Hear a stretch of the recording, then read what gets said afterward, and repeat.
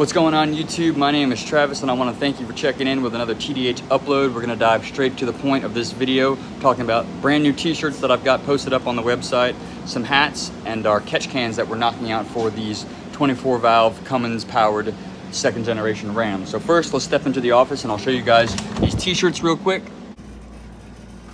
So you guys can see we've got our first line of TDH fabrication and CNC t-shirts. These guys are officially up on the website. And this is the rear graphic design here. You guys can see I've got that retros 80s graphic design inside of the little house there. And then this is the front of the t-shirt. You guys can see me wearing it in the intro clip. I've got these hats here. I'm gonna be posting these up on the website also. This is our first one that we made, again, with that 80s retro logo. And I got that shirt made, and then I also had a bunch of stickers made. Now, unfortunately, I'm out of white. I had a bunch of white ones, but those went quickly.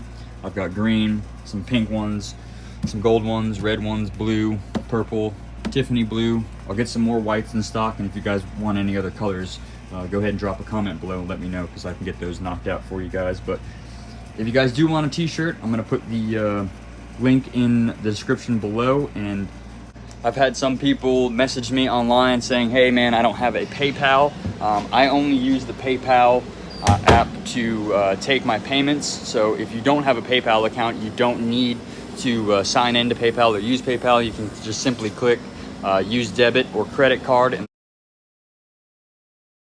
that will let you pay with your card without having to set up an account. Just make sure you pop an email in there that you use frequently, because that's how I notify when the products have shipped out. I will send you your tracking information through that email. So let's dive into talking about these catch cans real quick. I've got 2 of the 3 made.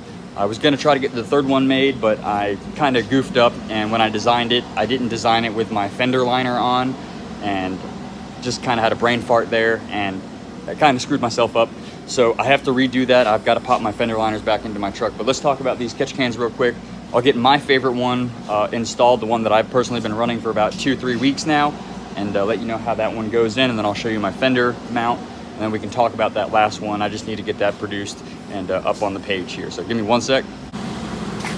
All right, so here are the 2 cans that I've produced so far. This one gets mounted right along the passenger fender side.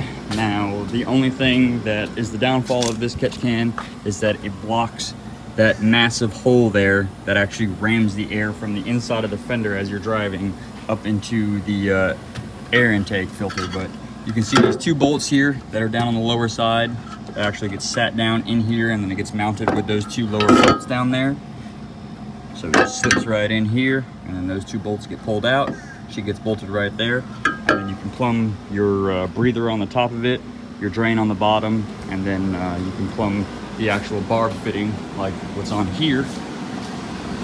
This barb fitting, this guy will get threaded on this unit here, and that allows you to slip your hose over from your crankcase vent. This is the can that I personally have been running, and this is my favorite style. Now, I was making it so that you could have a drain. Here's the drain that I had hooked up, and it drained from the bottom of the catch can back into the block. I'll show you guys down here just real quick so you get an idea. So there's that drain down there. That's what I was actually using to have the catch can drain back into it. But I've ran into a few issues with that. The crankcase pressure from the block is actually getting pushed up from the bottom up into the can. And instead of the crankcase ventilation pressure coming down into the barb fitting, getting pushed down into the catch can and then draining the oil back into the block, it's kind of fighting itself right here in the middle of the can. So I went ahead and blocked that off, and I will not be selling these catch cans with the drain backs to the blocks. I'm gonna go ahead and just put a petcock down on the bottom of that there, and I'll leave this breather filter and this barb filter as it is, and I'll show you guys how this one gets bolted up. If your factory fuel filter has been deleted, that's where it goes, and that's kind of a critical thing. If you buy that catch can and you haven't deleted the factory fuel filter location, you're not gonna be able to use this catch can. The last catch can that I was trying to modify was down here in the fender well, and there's a few reasons why I'm not doing it off of my steering box plate there. One, because I don't want to take away from the threads that are on that hardware. I want to make sure that they're seated all the way against the steering box. And the other can that I had made was mounted up inside of the fender here, and it cleared the tire, but as you guys can see, I don't have a liner on it, and I didn't even think about it. Those 2 bolts there will get covered up by the liner. So unfortunately, I'm not gonna be able to do that. I'm gonna have to rework it, and I really want to mount it down here on the front end, or maybe down on the bottom side of the truck where you guys can see all of those holes right here, all of those mounting points. I may provide hardware and mount a catch can down there, so that way the crankcase vent can just be plumbed right down underneath the truck, and it can get plumbed into that catch can. But this is the unit that I've been using here. This guy actually just slips back up in here. Show you guys. We're gonna get the whole catch can mounted, but this actually goes back here in this area to the catch can. The catch can's mounted there, and then the little filter there just vents the pressure to the atmosphere while it's catching all the oil particles and stuff. So let's get this thing mounted up real quick and show you guys how this works. All right, guys, this is a very straightforward and easy installation. Obviously, this guy just sits up here in this area. She gets mounted here, and then you take your 2 hardware bolts. As you can see, mine are hanging out up there with the washers. They get dropped in there, and then all you got to do is run the crankcase breather line from the exit into the catch can. So let's go ahead and do that real quick. So it's a very straightforward installation. You guys can see I've got the hose plumbed up here. I just slipped that hose clamp on that fitting there, so that way I know that I'm getting a nice tight fit around there, and then it fits nicely around the bar bend here on the actual catch can. So got this guy plumbed up. We'll go ahead and fire the truck up, and I can show you guys how it's working.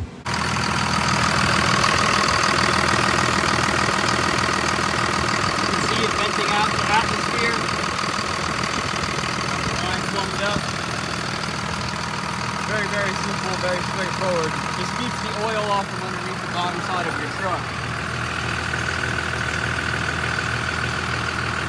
I was tired of it being caked in oil.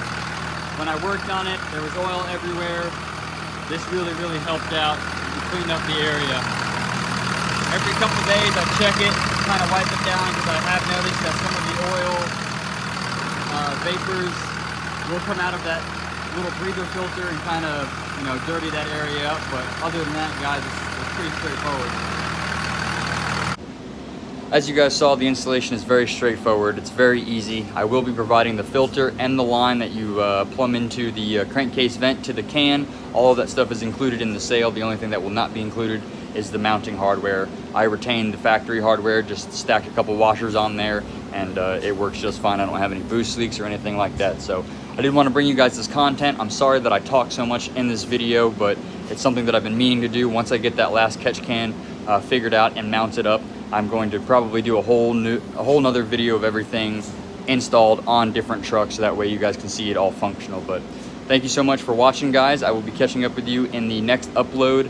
Hopefully I'll be knocking out ball joints, and I'm still waiting on my Synergy track bar conversion bracket and the track bar itself. So I don't know what's going on with that. I got my XDP email, and they said that it's still on back order. So whenever that stuff shows up, you guys will be the first to see it, because I'll be getting that filmed and installed. So thank you again for watching. I do appreciate you guys. I will see you in the next one. Later.